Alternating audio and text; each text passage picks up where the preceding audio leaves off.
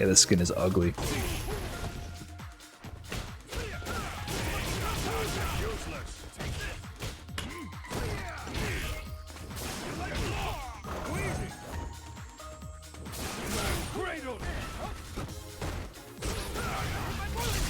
Okay.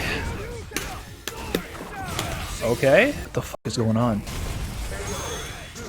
Give me that DP. Okay, that's how you use it. Noted. Thank you. Now. There we go. I learned from you.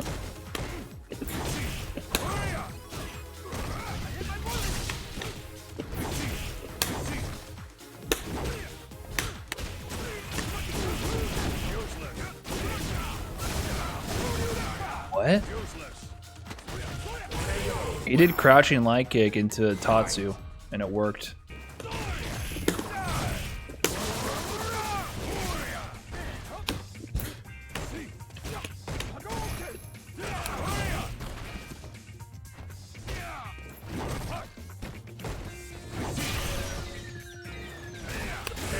I got Brian, he's actively assaulting your brain.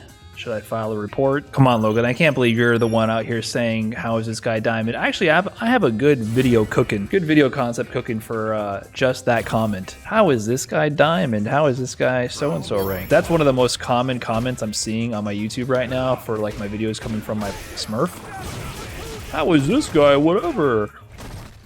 And it's because they're that good. You may not like it. It may not be pretty, but this is optimal diamond play. Oh god.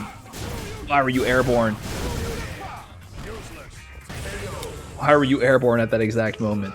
Could have won if I was just tighter with the meaty.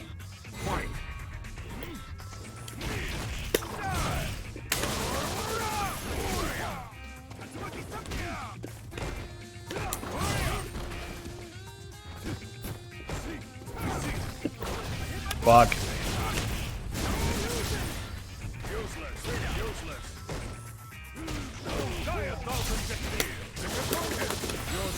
I ain't fucking around. We're taking the round. How is this person diamond? I mean, you know why, right? I mean, being a lunatic gets you wins 50% of the time. Being a lunatic will get you wins against players who are better than you. Not consistently, but every once in a while. Diamond is not the land of consistent players. Oh, I'm dead. Nice. See? That was solid. I should have punished that fireball, though, with crouching strong. I'm going to punish that. How, Brian, how? Because these players aren't terrible. They're just bad gamblers. Everyone who says, how is this guy diamond? How is this guy whatever? They know how to play. They're just fucking, they're going all in on every hand, and they don't have to. Every once in a while, you win. But I wouldn't advise playing that way forever, because you can't win that way every time.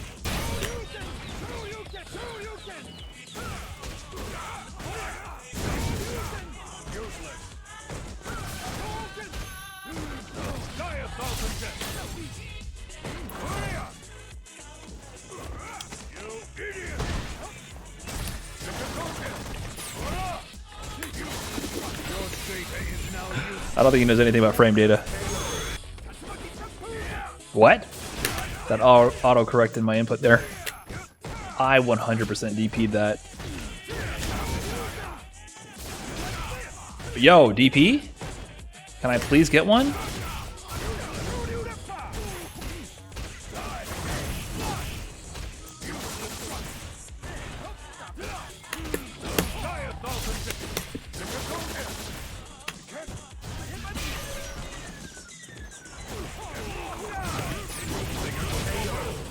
Anyways, these are the best kind of players for me to play because when I can consistently not let any of the fake shit slide with my main or with the character I'm playing, that's when I have the character down. These guys are just like bots that they test your reaction ability. You get a guy who plays completely unorthodox and makes all the worst bets consistently, so you have no idea what he's thinking, and then you just figure out how you can react to all the options he's picking. And once you do that, your brain has been in tune with your character enough to know what options to pick in any given situation. All the scrambles become controlled in your favor. And that's when you know a character. When you have all those scrambles down, you know the character. Now, do I advise that guy play like that ever? No, definitely not. he will never, ever, ever rank up playing that way. You just can't.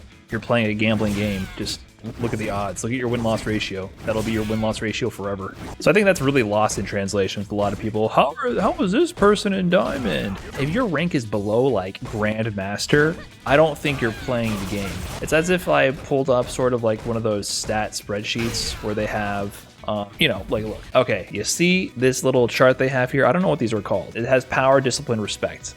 I don't know why they chose these stats. They don't make any sense to me. But if you actually put useful attributes here on someone's power level, like you had execution, you had neutral, you had matchup knowledge, you had reads, you had defense, you had all these different attributes. If you're at like Grandmaster, you have at least some stat points put into every single attribute. You might specialize in one or the other, but you have enough well-rounded sense of the game to understand how all those different variations of the game can be played. If you got to Diamond, and that's where you're at right now, you don't have to have any stat points in neutral. You don't have to have any stat points in defense. You don't have to have any stat points in matchup knowledge. You can put all your stat points into offense, learn a flowchart, and just run a flowchart. Because the thing is, you're going to be playing against other people who are more well-rounded than you, maybe, but your offense stat is so off the chart that you're actually going to overwhelm a more well-rounded player than you. They might have 2 defense, 2 offense, 2 neutral, and 2 matchup knowledge, and you only have like 10 offense and 0 everything else. You'll beat them. You'll beat them.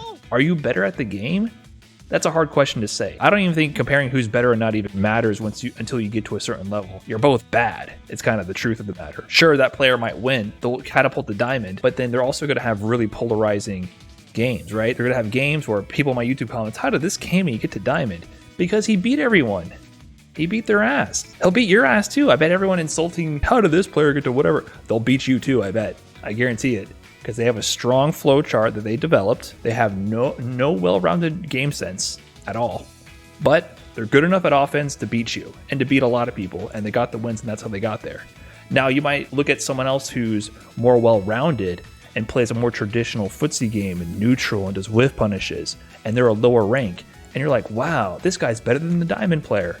Well, no, I bet you the Diamond player would actually beat his ass. It's just that they're more well-rounded in their stat points right now. I do think that being more well-rounded earlier on sets you up to grow more and you won't cap off. But if you put all your stat points into strength, into offense right away, you'll get far fast and you may be better. Like, you might actually be better. It doesn't really matter because who wants to be the best Diamond player, right? You don't want to be the best Diamond player. You want to be the best player. That player is still at that skill level. They'll still beat a more well-rounded player who's lower rank.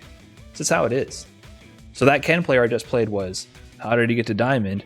I lost a game to him. I mean, his offense was good. Is it consistent? No, he's gambling. He's running a flow chart. He's running his risks.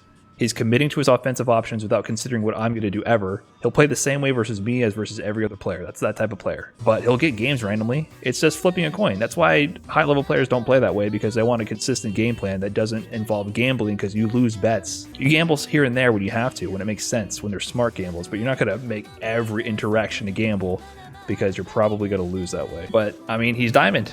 He got that far by beating people. He's earned the rank. He's as good as the rank is. He's a Diamond level player, that is for sure. There's lots of people in Diamond who don't know how to use their character. Yeah, exactly. So how did he get to Diamond? He was better than all the other players in Diamond. If you're not ready for the answers for the situation he provides, is he better than you? I guess. Would I advise going down that route? That's like the quick gains route. Quick wins. Here's how. Would I advise it? Probably not. I think you'll hurt yourself in the long run. You'd have to unlearn a lot of habits. Like, that Ken player has to unlearn a lot of things he's done. He's going to have to unlearn committing to these offensive patterns, unlearn doing so much, unlearn playing his one-player games. He has to learn to play a two-player game instead in order to progress. Or you can flip a coin forever. But anyways, I just thought it was funny. I posted 2 videos, a video of me playing a platinum level Sakura and a diamond level Cammy. And the Cammy gave me trouble and the Sakura gave me trouble. I beat both, but everyone complimented the platinum Sakura, calling the Sakura a smurf, and everyone said, how did this Cammy get to diamond? I guarantee you, both those guys are not smurfing. They're playing their mains, and they're at the level they're at because that's how often they win. The well-rounded Sakura player has a brighter future because they will probably be able to build on their base a more well-rounded playstyle to consistently start winning. That Cammy player will be diamond forever. So, choose wisely.